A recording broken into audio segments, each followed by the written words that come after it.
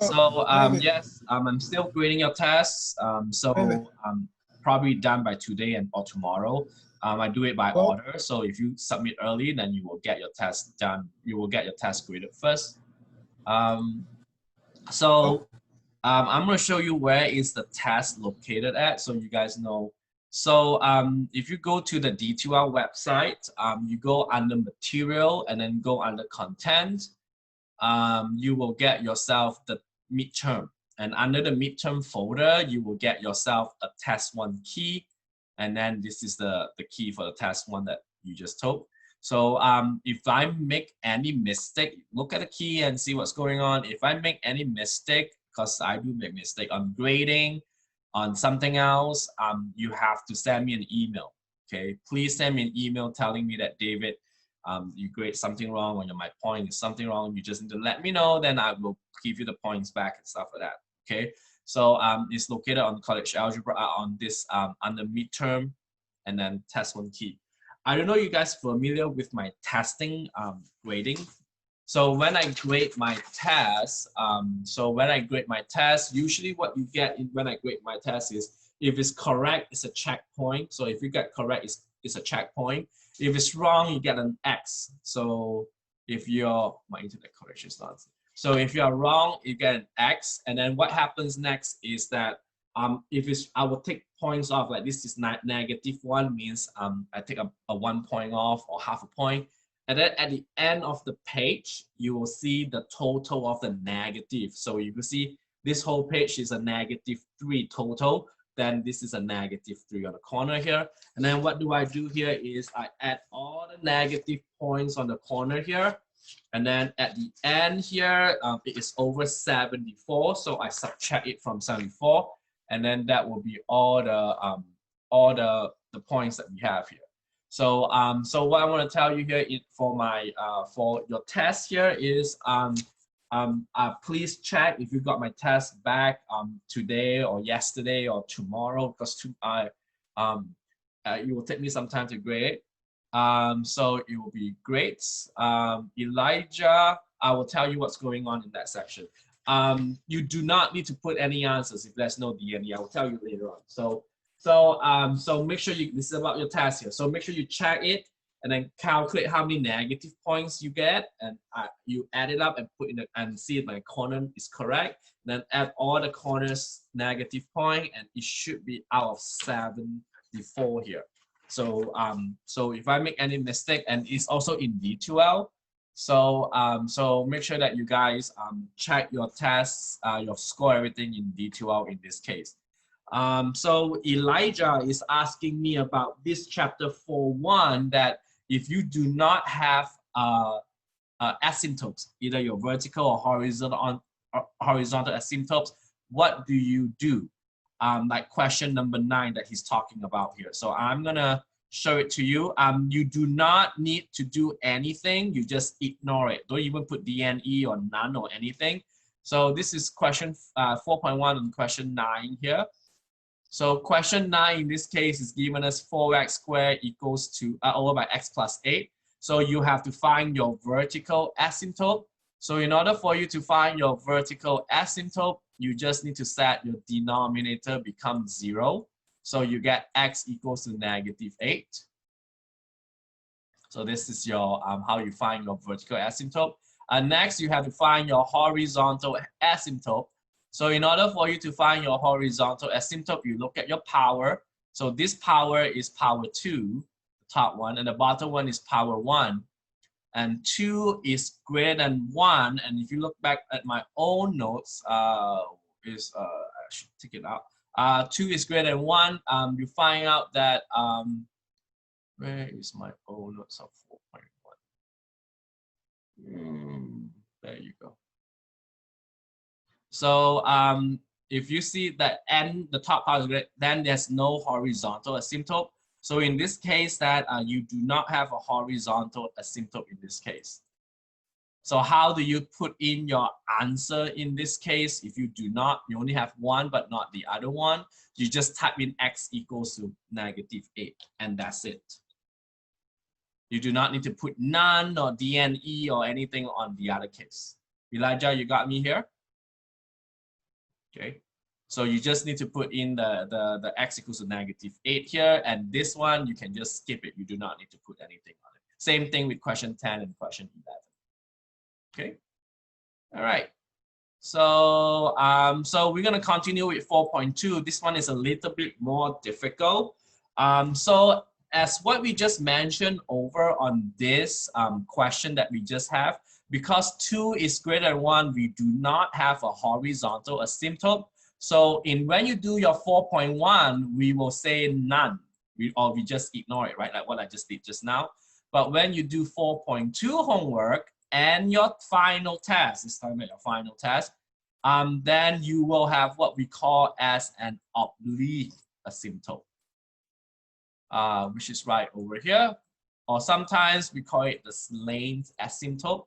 So when you have an oblique or slant asymptote, then your line is no longer a horizontal. This is vertical line is this, horizontal line is that. So when you have an oblique asymptote or a slant asymptote, your line can be a straight y equals to mx plus b line.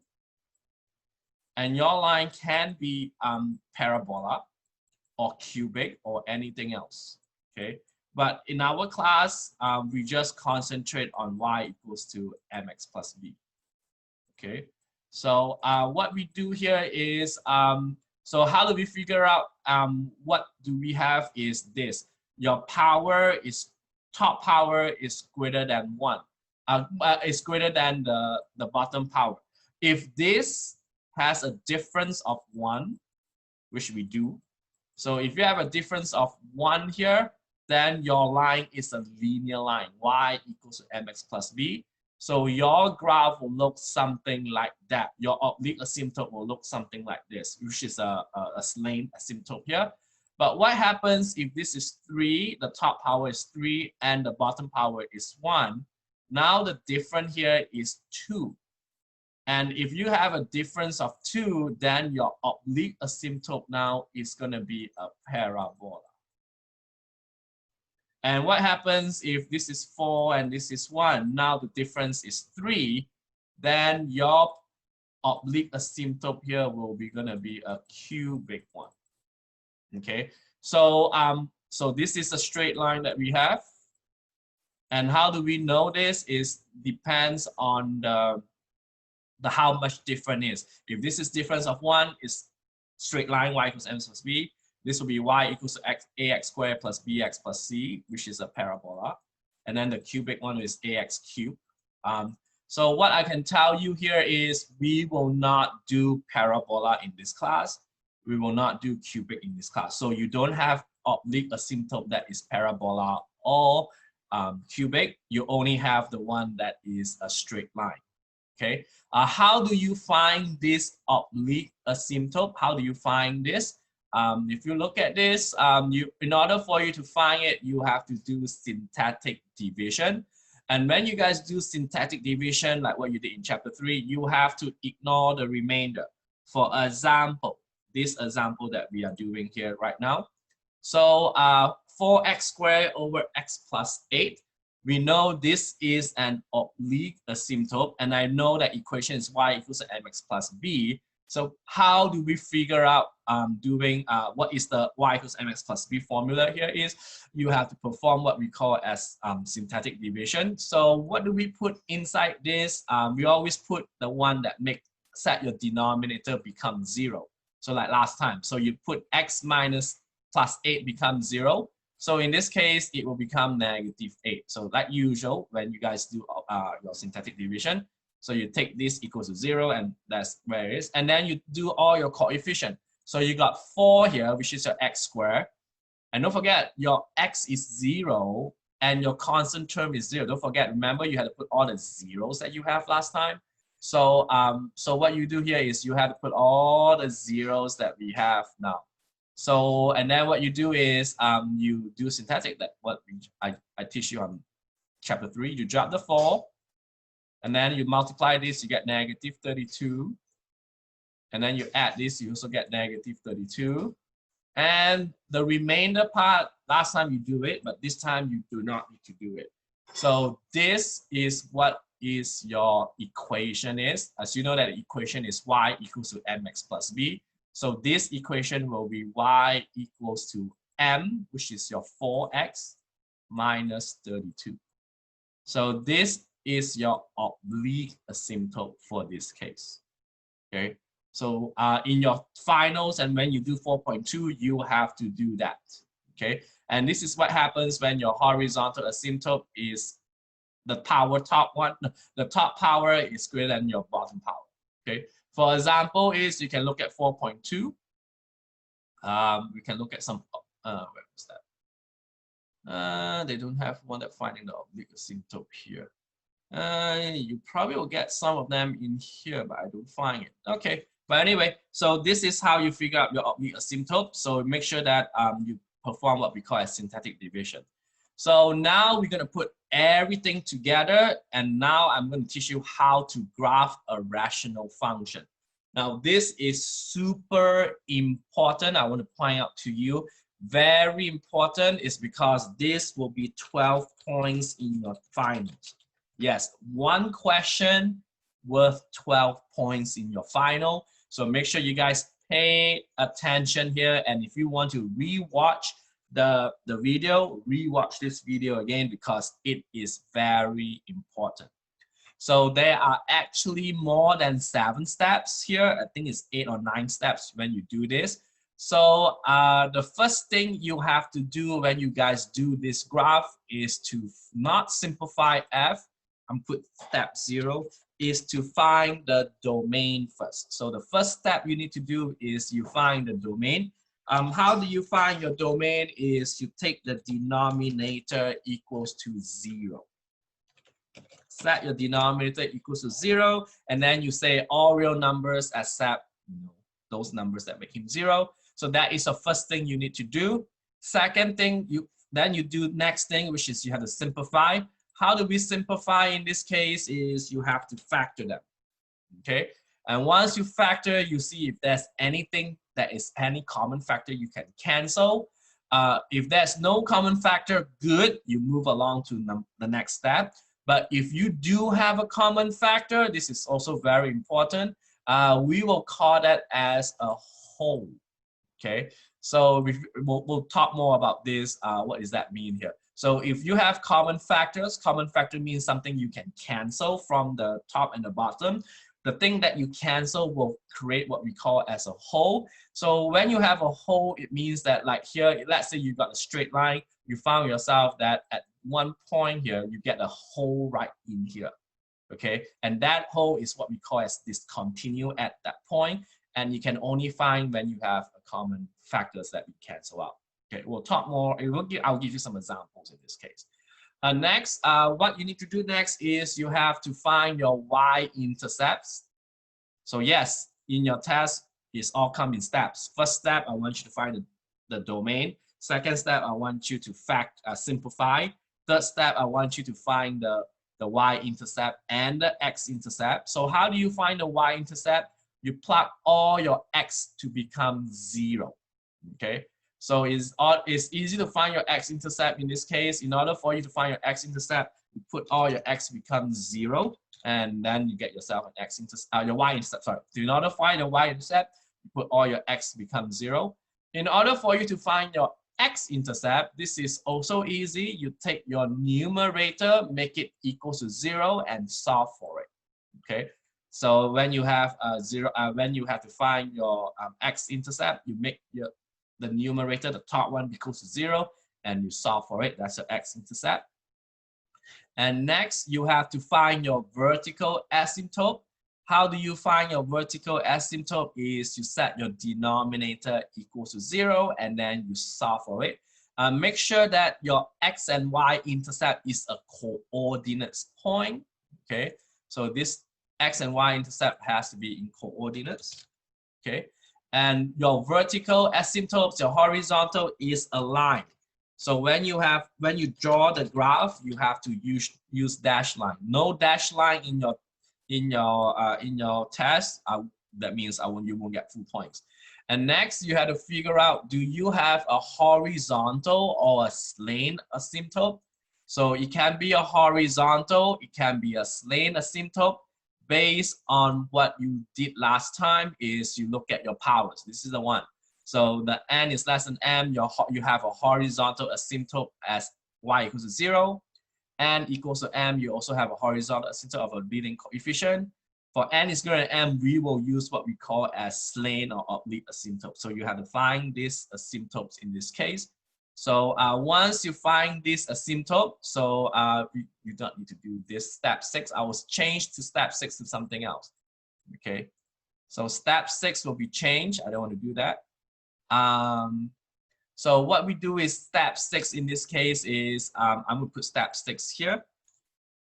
You will have to check if the graph crosses the HA or SA. SA is a slant asymptote. So, so what we do in step 6 is we have to check if the graph crosses the horizontal or slant asymptote. How do we do that? Is you take the function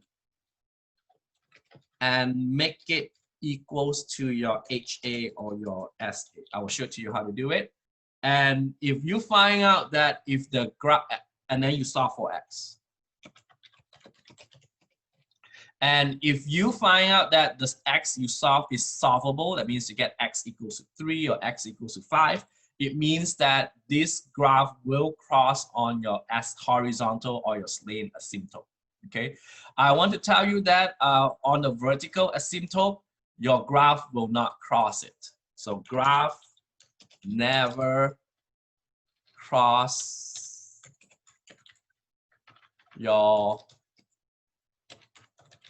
the VA. So the graph never cross on the vertical asymptote, but it may be crossed on the HA or the SA, the horizontal or the slant, maybe. That's why you have to check it. How do you check it? Is you take the questions and make it equals to HA and solve for x. Okay, if it's solvable, means it's crossing. And then next, number 7. I also need to cancel question step 7 here. Let me move this around so I can. So step 7 is again, we're gonna talk about these 2 steps here. So step 6 is this one. So what happens to step 7 in this case is, remember last time when you do your end behavior that we talked about, last time the end behavior, you know, the one that goes to infinity and negative infinity, that is what you need to do on step 7, is to figure out your end behavior. Is that going infinity or positive infinity as x approaching to the plus or minus that you guys did. And the last step is to graph. So actually there are 8 steps here. Okay, there are 8 steps here that you have to do. So I would recommend you guys to, we'll go through this together. Okay, so on the first few questions on your online homework, is mostly asking you to do transformation. Okay, like this one, they want you to figure out, this is 2 over x. You have to figure out what is 2 over x plus 4. So as you guys remember, this plus 4 is taking this graph, and what do you do? What transformation is this when you have 2 over x plus 4? Anyone know what is this plus 4 stands for? Anyone? Transformation? Y equals 6, x equals 0. I'm sorry, Elijah, cannot hear you. Y equals 6, x equals 0. No, transformation. This plus 4, are we going up, down, left, right? Oh, we're going to go up. Yes, we're going to go up 4. You are correct, is it Elijah? Yes. So you just need to look at this graph. This is the original basic 2 over x. Which one of this graph will go up 4? Is that A, B, C, or D? This is your original graph. Which one of this graph will go up for A, B, C, D? D. It will be D, because this graph will, this is the original, and this graph will move up 4. So mostly everything that you did here is based on transformation. But what happens when you have like question number 3, where you have x minus 5 here, and this minus 5 is inside this. So instead of, so this -5 is no longer going up and down. This -5 means you go to the right 5. Remember when you have negative, the sign change. It used to be left, now it's right 5. So you need to look at this is a 4 over x. You just need to figure out which one goes right to the 5. And you notice that A is the correct one. No, A is left, sorry. C is the correct one because this is the one that you move right to the 5 because your asymptote move from 0 to 5. Okay, so majority of what you have here is based on transformation. And what happens when you have a negative in front of this? Anyone remember what happens when you have a negative in front of this?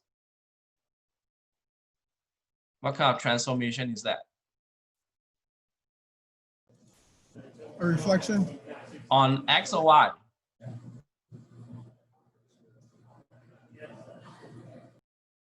X or Y? Axis. Reflection on X or Y axis. So this negative means it's a reflections on the X axis. So what happens when you take this point, this graph, and reflect on the X axis? So this graph will go in quadrant 4. And what happens to this graph when you reflect on the X axis? It goes to quadrant 2. So now your graph will be in quadrant 2 and quadrant 4. So that will be B. This will be the graph because it does not move left or right. It just reflects. Okay. So mostly what you guys did here is this is all based on transformation. But if you do not know any transformation or what, I mean, in the test, if I come up with this question, then it's very easy. Like question 5, if you doesn't know, you just plug in numbers. Okay. You just plug in, how do you graph this 1 over x plus 5? You plug x becomes 0, you get 1/5. You know, and then you plug x be 1, you get 1 over 6. So you plug a few points, like maybe 3 points, and then plot it on your graph, and then you will figure out where is your graph looks like. You guys with me here? So if you do not know how to graph like this kind of graph, the last resort is using this, and make sure you have 6 to 7 points. This one you need 2 or 3 because it's very simple. But once you get a very difficult one, then I will recommend you to take 6 more points here, because the more points you graph, the more better it gets. Okay, and then once you graph, you figure out which one is the graph for this. So it's very easy for the first few of them. Now this is the one that I told you that worth 10 points. Okay, so the good news is because your online homework, your graph is all multiple choice. I can tell you that in your test, it's no longer multiple choice. It's just this. Consider the following: Px equals to this. A, state the domain. B, find the intercept. C, find this, the asymptotes. So you will do something like this in my test. It's not fully multiple choice with all this little, like this. No. So in your finals, it's a big question. It looks exactly like what you have in 4.2 here, where I would just say, this is a question. I want you to find A, B, C, D, E, and on. And I give you a graph, I give you a question, and you have to do all these icky works. Okay, so I'm going to teach you how to do this, and please pay attention. As I told you, this is worth 10 to 12 points in your test. So we're going to do question number 8. And I want to tell you that I don't think so I have enough room to do all this paint over here because I need to do a lot. We're going to squeeze a little bit. So 8A, you have to find the domain. So the domain is very easy. In order for you to find the domain, you just set your denominator become equals to 0. So 1 minus x equals to 0. So your domain in this case will be all real numbers except x equals to what? Anyone know how to find a domain? -1. -1 or +1? I mean, sorry. It should be positive because, oh no, -1 because you're -1. Both yep, sides. it is 1, right? Guys, if you guys ask me to go over some questions, can you be specific what sections you're talking about? Like, can you tell me what section is it? 4.1, 4.2, 5.1?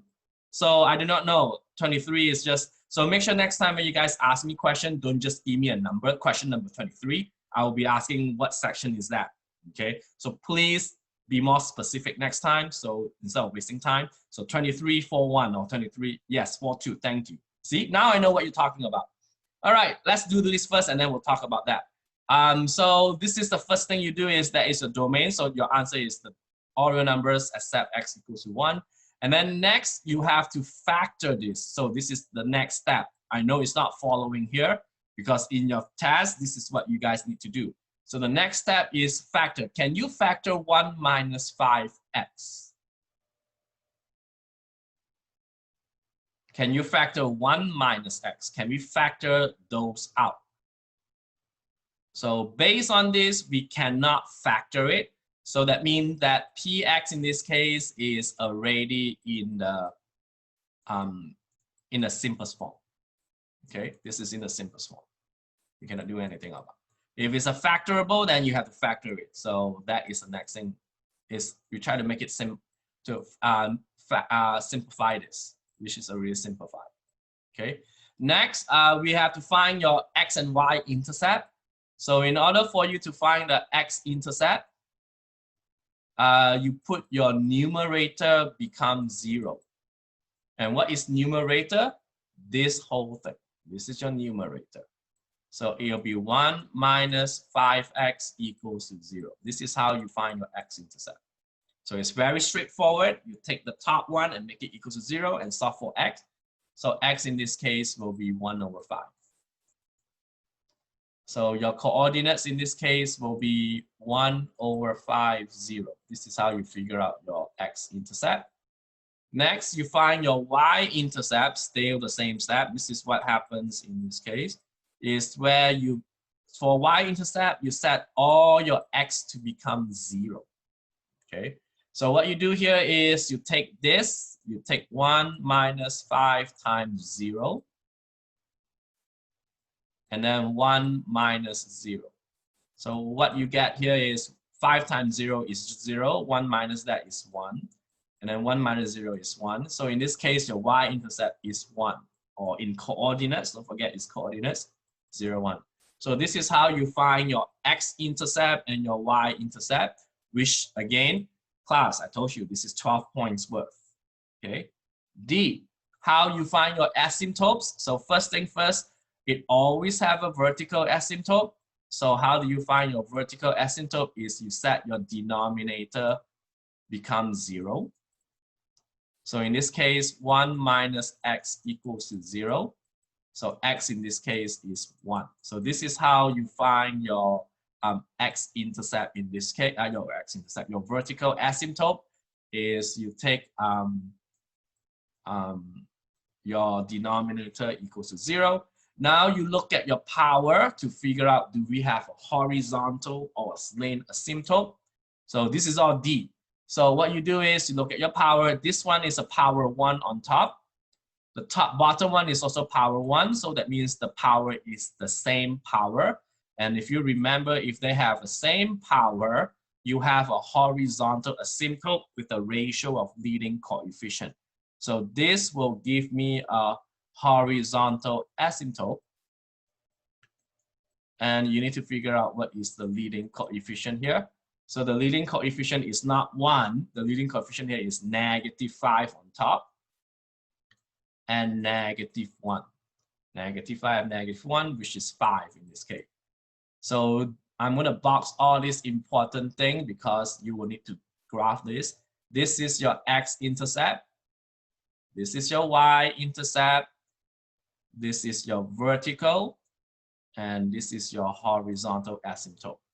So then, so this is where you did, if you look at the steps, you already did mostly everything here except for step 6 and step 7. So that's why this one was so many points, because you have to do all this. And so what is step number 6 here is, which is E, is to figure out if your graph cross on your asymptotes. So how do you figure out is you take your original equation, 1 minus 5x over by 1 minus x, and you have to make it equals to 5. Okay, so this is how you figure out if you have, do they cross? So you multiply the 1 minus x on that side, so the denominator is gone. and then you distribute it. So you find out 1 minus 5x is equals to 5 minus 5x, and you begin to solve for x here. So when you add 5x in this case, you notice that both of these 5x is cancel out. So this telling us that there is you cannot cross, no cross on HA. So what is telling me here is once you graph this graph, there's no crossing on HA in this case. That's how we figure out that. Okay, there's a lot of work. It's not, it's not just, and it's still more. Okay, now I need to continue with F. It's not even graphing yet, F. So how do we do F in this case is get your end behavior. So what is the end behavior is you use the vertical asymptote, which is 1. So can someone tell me what number should we use on the negative part, which is on the left side of 1? Anyone? Anyone? What number should we use on the negative side of it? You're fine, Karen. So remember last time I showed you this is 1. What is on the left side here? This is what you guys do. Remember that we did on Monday? The number that we pick here is what number? We will use 0.99999.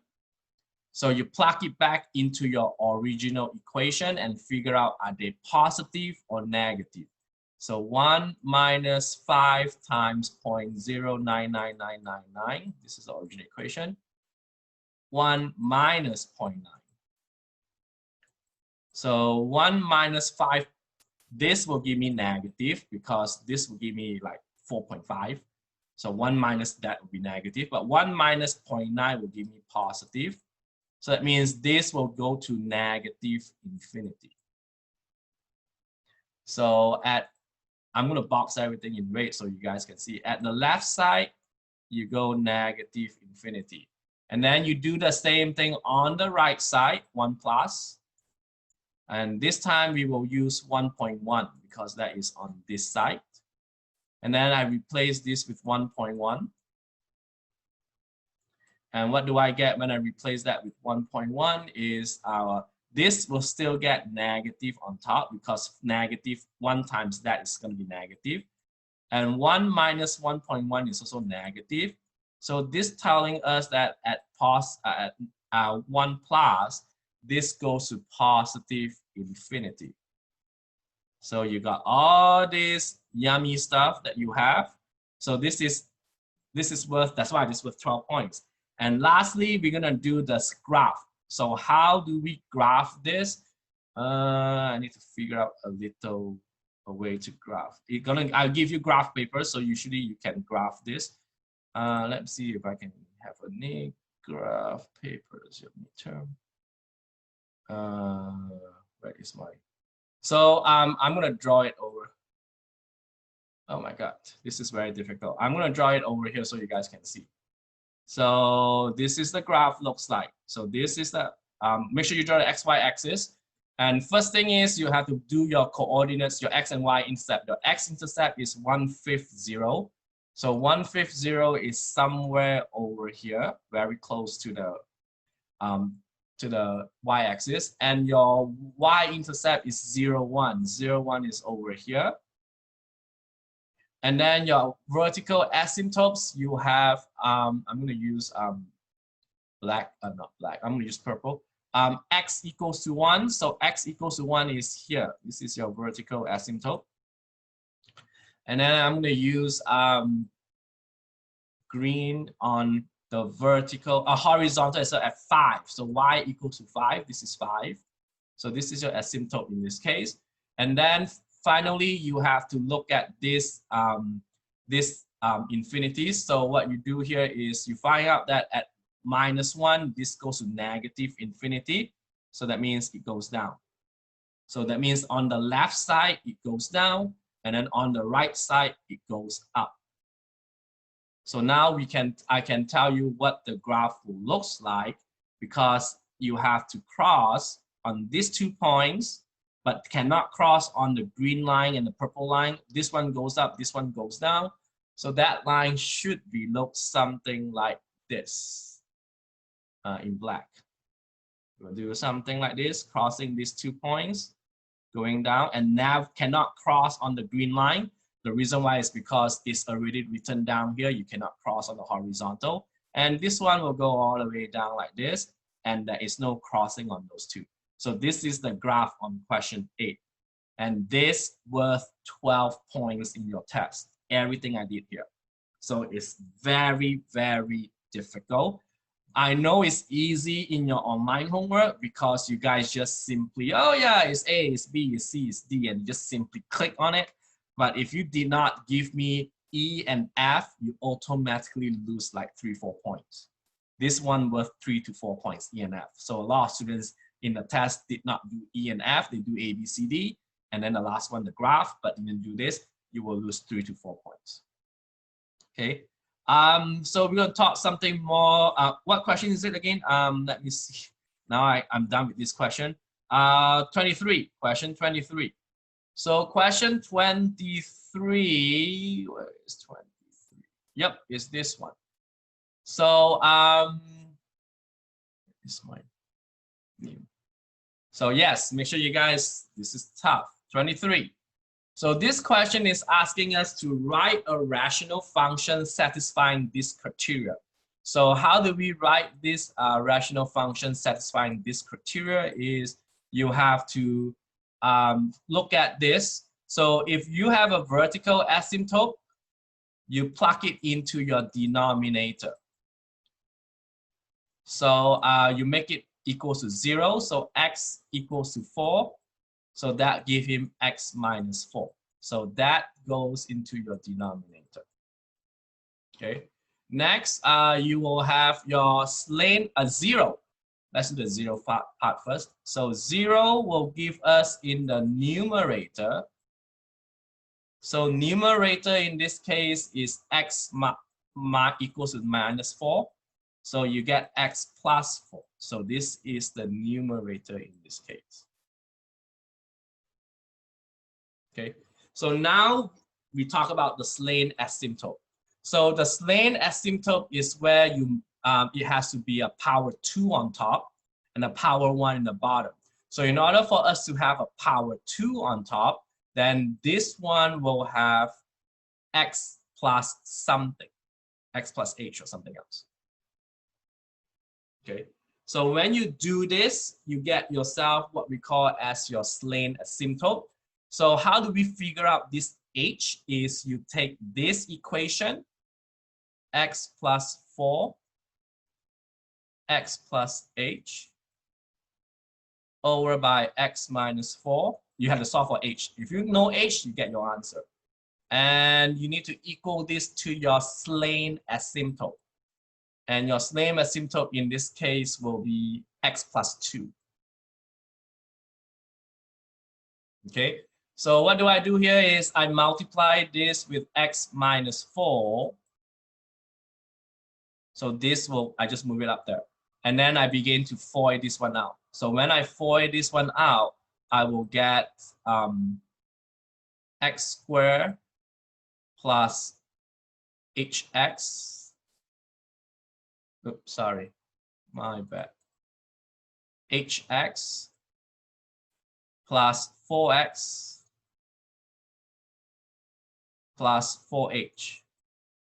And this is all equals to x squared minus 4x plus 2x gives us minus 2x, and then minus 8. So what you guys need to know here is you have to kind of do a little game here. Is you have to figure out that this will give me a negative 2x, and this will give me a negative 8. So I can do this easily. So I know then h in this case to be what? 4 times what is negative 8? Anyone know 4 times what is negative 8?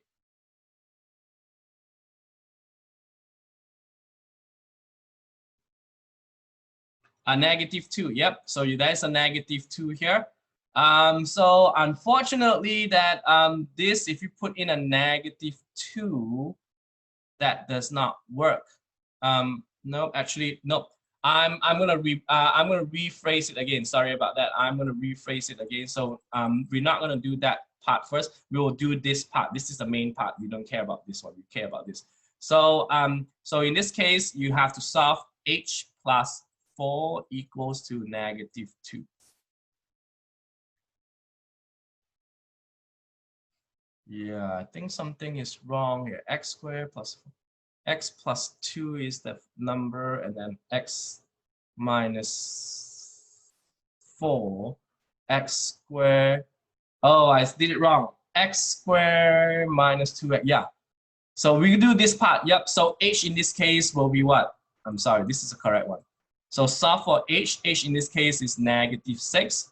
So now we found h is -6. So you can just replace this with a -6. So this is what you do here is you don't do the back part, do the front part. So h plus 4 equals to -2. Solve for h is a -6. So you just need to replace that to -6. And then the last thing you need to do is FOIL the top one, and that will be your answer. What is the FOIL for this one? X squared minus 6 plus 4 is minus 2x minus 24 divided by x minus 4. So this is the answer. I'm going to try and put it down here for this question so that we'll see if this is correct or wrong. I don't know. Maybe it's wrong. Maybe it's correct. So is x fraction. I'm going to try this. X squared minus 2x minus 2x minus 24 over by x minus 4 and see what happens to it. This is the last question.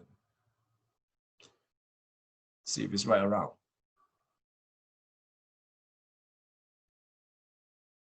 Yep, it's correct. So this is how we do this question number 23, and then I'll teach you how to graph this. You guys okay so far with this one? Before I teach you how to graph this.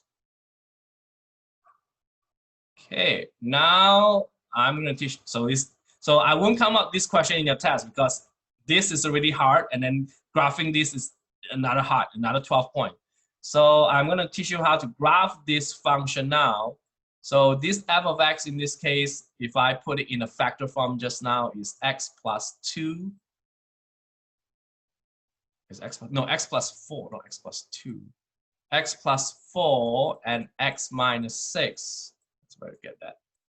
Over by x minus 4, which is the same thing as x squared minus 2x minus 24 over by x minus 4. So how do you graph this is we already got all these asymptotes coming out here. So in this case that we got all, so we got the vertical, we got the slate, we got the zeros. So 0 is an x-intercept. So in this case, in order for it to graph, we know the x-intercept in this case will be at -4, 0. We know the y-intercept. Y-intercept, you set all this equation, the x becomes 0. So you get 0 squared plus minus 0 because minus 24, your x becomes 0. 0 minus 4. So you get -24 up here and a -4 in the bottom. So it's a 6. So you got your y-intercept in this case is 0, 6.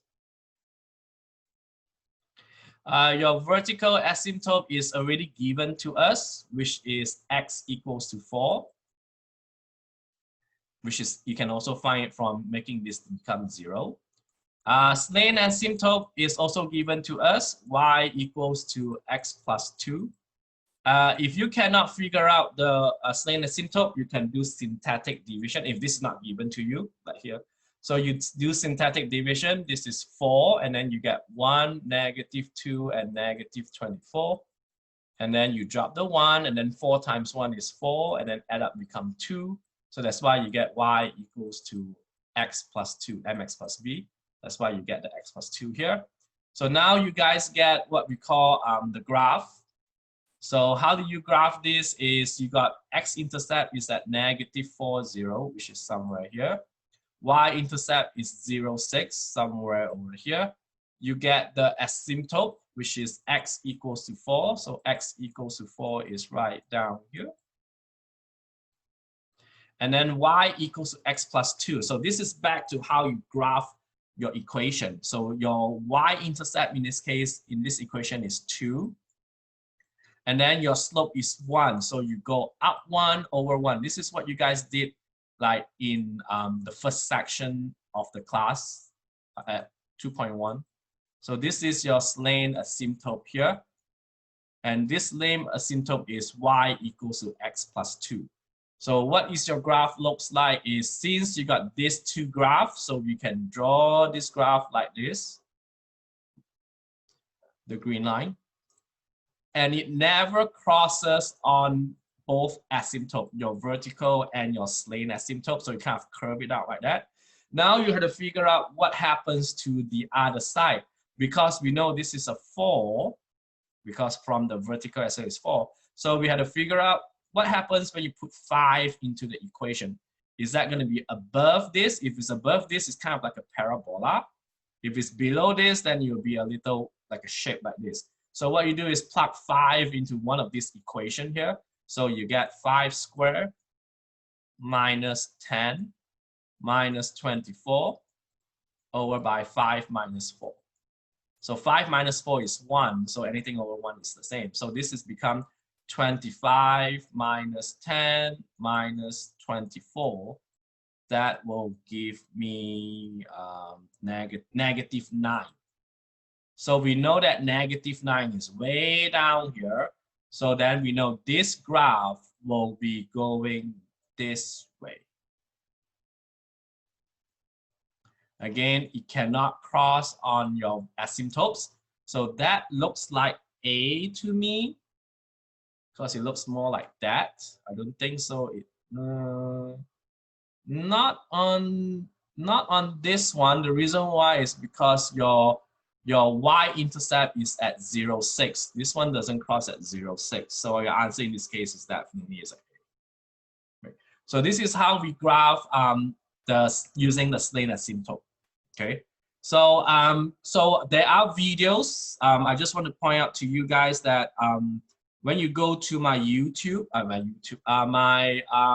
Facebook, go to my D2L. So I'm trying to point out to you. If you go under D2L, you go under what we call as the material and go under content. You will see the videos. And this is the chapter 4 videos. I really want you guys to watch this. You click on the chapter 4 videos, and these are the link for the chapter 4 videos.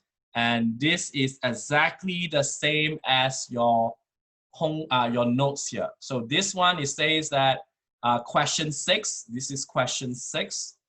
Question 5 is here. So you watch this video, they say question 6, question 7, question 8. So I recommend you guys to go and watch this video. And it is about, gosh, I hate these things sometimes. There you go. So watch question 6, 7, 8, 9. These are all from your notes. So make sure you guys go and watch this video. I will really, really strongly suggest you to watch it because then you know how to do this. And it's going to worth a lot of points in your test, as I told you, 12 points.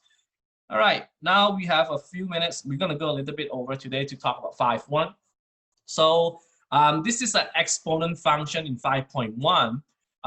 Exponent functions now is not look x squared, x cubed, and x4. It's going to be 2x, 3x, 4x. This is what we call as exponents function in chapter 5. So this is we're no longer doing x squared. This is back in chapter 3 and chapter 4. So chapter 5, we are doing this. So if you have 2, 3, 4, 5, if a number is bigger than 1, we call this as an exponentially growth function. And how do you draw it is if you have 2x, you always have an interception at 1 because x2 to the power of 0, if you put 0 inside, it's gonna be 1. And then you plug 1 inside, 2 to the power of 1 is 2, and then you plug 2 to the power of 2 is 4, and then you put -1, 2 to the power of -1 is half, and 2 to the power of -2 is a quarter. So this graph is what we call as the exponent function of 2x. And what happens when you got 3x, you just change this to become 3. So you still have 0, but then at 1, it goes to 3. And then at 2, 3 squared is 9. And then 1/3 is even less. So if you have what we call as an exponent function of 3x, this is what happens to 3x. So 2x is here, 3x. So what happens if I keep on increasing to 3 to 4 to 5 to 6 to 7x? This graph will get closer and closer and closer and closer to the y-axis, but it never crosses on y-axis. So if I want you to graph 10x, then what happens if you do a 10x here is your graph will be so close to the, so if I want you to graph 10x, it will be something like this. It's still not crossing the x-axis here, and it's very close to the y-axis, like super close to it. Okay, so this is what happens when you get 10x. And this is what we call the growth function. What happens when you have decay function? Then you get fraction like 1/2, 1/8, 1/9. And what you do is you plug in x becomes 0. And the main part here is it also intercepts at 0 because anything in power of 0 is 1. But this is slowly decaying. You can tell it's kind of like flip-flop of what you have there. So 2 become 4. This is -2 become 4. 1 become 2. This is -1 become 2. So it's kind of flip-flop what you have here. And this is called a decaying function. So when you have the domain for these two are all real numbers, from negative to positive infinity. Range is go from 0 to infinity. It always intercept at 0, 1. That means at the 1 and the y-intercept. This graph is always increasing. This graph is always decreasing. And it always have a horizontal asymptote at y equals 0. Means that they never cross your x-axis. Okay, so they never cross on the x-axis until you do transformation. Because once you move up, down, left, right, then yes, they will cross on the x-axis. So they never cross on the x-axis. And I want to tell you that if you move up or down, then your horizontal asymptote will move. Okay. So if you move down 3, then your horizontal asymptote will be moving down 3. So you get y equals to -3. If you move up 5, then it's y equals to 5, your horizontal asymptote. If you move left, right, any other transformation, reflections, stretching, shrinking, you do not need to move anything. So the only time you move is when you move up and down. Okay. So, and then we have E. E in this case is the same, it's a fixed number, like the same as pi, which is 3.142. So E to the power of 1 is 2.718. E to the power of 2, if you use your calculator, which is, where is my calculator? There you go. I don't want the standard one. Do you guys see my calculator, right? So scientific. So they have an E, not exponents, E. So E is this. So if you want it to be square, it become this. Okay, so that means that when you graph this, 1 is 2.718, 2 is become 7.4. So that's why how we do the E function in this case, which is also what is very similar to the growth function here. Why are you learning this is because of a lot of applications use this. For example, like growth, like COVID-19. We talk about COVID-19 is an exponentially growth right now in US because we are growing, unfortunately. Beside viruses, bacteria, population, if a population, mostly the world population is exponentially growth. Okay, so we do a lot of exponential growth. Exponential decay is something that goes down, like COVID-19 for other countries. You can tell that they're all going down, except for US. And what else is also use exponential decay is like your half-life in your chemical, like your radioactive is also exponentially decay. The medicine that you take, first you take the medicine is really good, and then after few hours later on, the medicine is getting lower and lower. We call it exponentially decay. So that's the reason why that in the last section of in chapter 5, which is 5.5, you will do word problems, and the word problems is all about, like I just told you, the virus, the bacteria, you know, all those things I'm talking about. And the last thing is a two formula that you need to know, which is compound interest formula. And so this is, you have to know this. This is important. So we have compound per year and compound continuously. So you have to read this question very carefully. Are we doing compounding in 1 year or compounding in continuously? So I want you to take attendance right now. So go ahead and type in present in the chat room, attendance. Yep, go ahead and do it. You guys know what I'm talking about. All right, I do have a question. Someone asked me about doing one of the questions on 5.1, question 3, how you do this, okay? How do we do 0.2 to the power of x, even x is 1.4? So in this case, you have to use your exponents. So if you have a calculator, you will type 0.2 to the power, let me see, where's the power? There you go. This is the power button for this calculator. So 0.2 to the power of 1.4. And this will be 0.105. So this is how you use, and chapter 5 is a very heavy on calculator. That's why you need to know how to use your calculator in this case. So you just type 0.2 and then take it to the power of 1.4. What happens if I give you this question? 0.23x. And again, x is 1.4. So how do you put this in your calculator? Is again, you substitute this, become 1.4, right? When you do in your calculator, you have to do this power first, 3 times 1.4. So that will give me 3 times 1.4 is 5.2, right?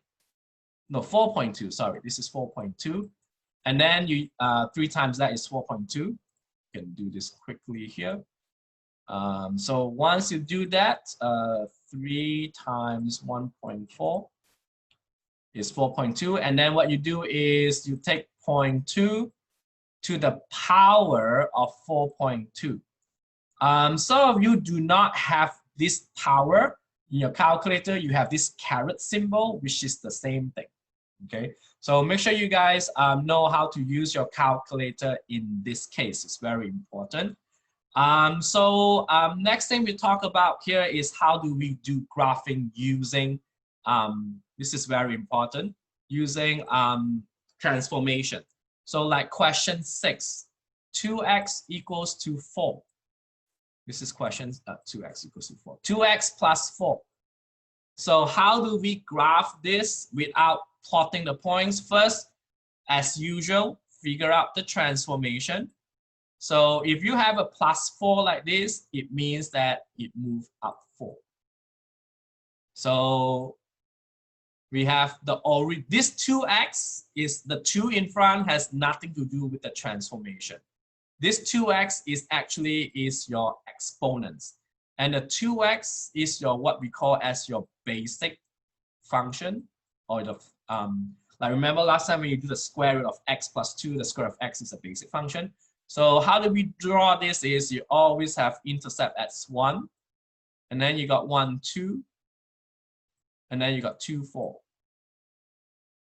So this is the graph, your basic graph of y equals to 2x.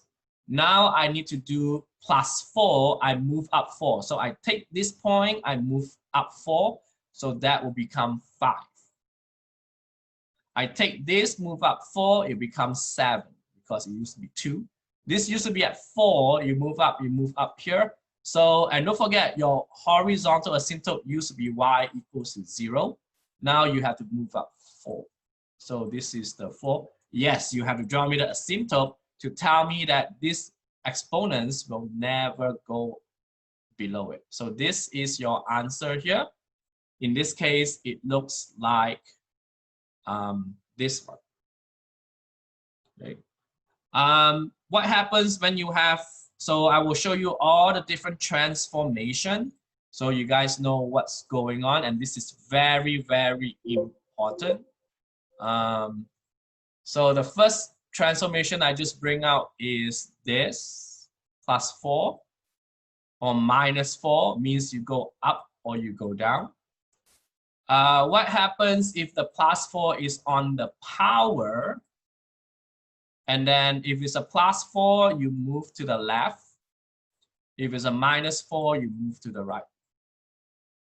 Okay. And so make sure you guys know where is the number is. Okay. This 2x has no transformation. This is no transformation. Okay. Normal. 2x is normal. Next, we have the reflection. If you have a negative in front, this is reflection on the x-axis. If you have a negative on the power, this is a reflections on the y-axis. So like this question here is a reflections on the y-axis. And then for stretching, if you have another number being multiplied by this 2x, and this number is greater than 1, this is called a vertical stretch. And if this number is a fraction, then this is what we call as a vertical compress. This is stretch. This is compress. And if that number is inside the power, like 3 times 2x, oh, sorry, my bad. This is compressed. If you have the power is on top here, 3 times x, then this is going to be a horizontal stretch. And if that is the 1/3, this is a horizontal compress. And I want to point out to you that this 2 in front has nothing to do with your transformation. It means that if I change this 2 to become E, is still gonna be the same transformation. That means you still do the reflection or the vertical stretch or the vertical whatever we have. That if you change to E, it's still the same. The only difference is if you use E, your graph will be a bit different, because when you have 2x, remember 2x is this way. And when you have E, E is going to be it's still going to met at 0, but then it's getting closer and closer. Remember, I told you 3x, 4x is getting closer and closer. So this is the same thing happens is if you got this to become 3x, or this turn out to be 3x here, it's going to be the same transformation, but you just need to make it closer to that. So that's the reason why that you need to know how to do the transformation, which is very, very important. And the last thing before we go here is to use the one-to-one property. So how do you use a one-to-one property is you make them the same base. Because if you make them the same base, like this, then the formula says x is equals to y. So what you do here is we want to make the 9 to become power base 3. And we know 9 in this case is 3 squared. So you just change this to become 3 squared. And then you just take your power x minus 4 equals to 2. And then you solve for x. In this case is 6. So this in this case is 6. For example, for number 9, you just do the same thing. 4x minus 8, you need to change 1/16 to become 4. Now we know 16 is 4 squared. Because you put 1 over it, you need a negative. So this will become 4 to the power of -2. and then you make them equal. X minus 8 equals to minus 2. So X in this case will be negative 6. So this is how you figure out how we do one-to-one, which is very straightforward type. Okay. Describe the transformation like what I just told you, like this minus 9 means you go down 9. Okay. This one you move, the negative in front means you move, you have reflections on the Y. This negative 4 means you have a move to the left or right. Okay. So make sure you guys understand how we do this.